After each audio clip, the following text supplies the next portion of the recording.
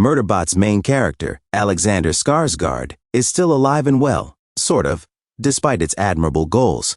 Perhaps alive and unwell would be more appropriate around the time of Paul and Chris Weitz's writing and directing of Rogue War Tracker Infinite, Episode 5, as Murderbot, whose programming had been tainted by a combat override module, attempted to martyr itself rather than be brainwashed into killing its innocent clients. Last week's episode concluded in a very dramatic manner. The strategy was successful, but because Murderbot survived, a secret it had been keeping is now public knowledge. Overall, fresh emotional issues are introduced at the midway point of the season.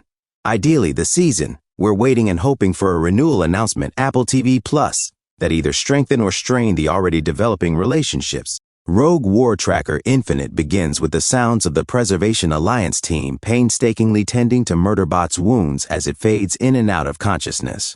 Fortunately for all of them, Bharadwaj Tamara Podemsky notices and removes the wires that the battle override module had implanted as part of that frantic tending.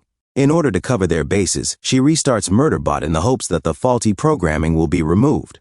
She also makes good use of Gurathin's David Desmalkian augments, who is on watch duty, and keeps an eye on Murderbot's system for any lingering bad code strains. In Episode 5, the team meets a human stranger and preserves Murderbot's life.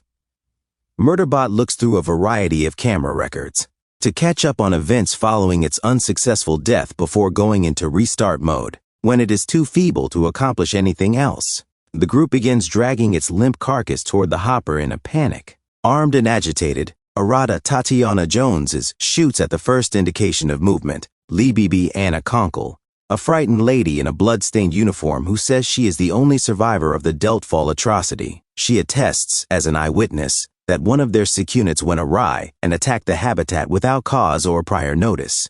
In Episode 5, Murderbot is compelled to have an open discussion. Murderbot awakens surrounded by the worried team after its automatic repair unit and system reboot have completed their tasks.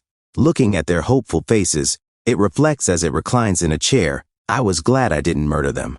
For the most part. When a vindicated Gurathin reveals the predictable outcome of his probing around in Murderbot's brain, that it hacked its governor module, the unexpectedly happy reunion takes a sinister turn. On the entertainment feed, Murderbot sums up, "This is what they call a oh-shent moment." As Gurathin explains Murderbot's free will to the others and accuses it of undermining their objective, it opts for the silent treatment. Additionally, he has taken safeguards by using the habitat's hub system to paralyze Murderbot from the neck down.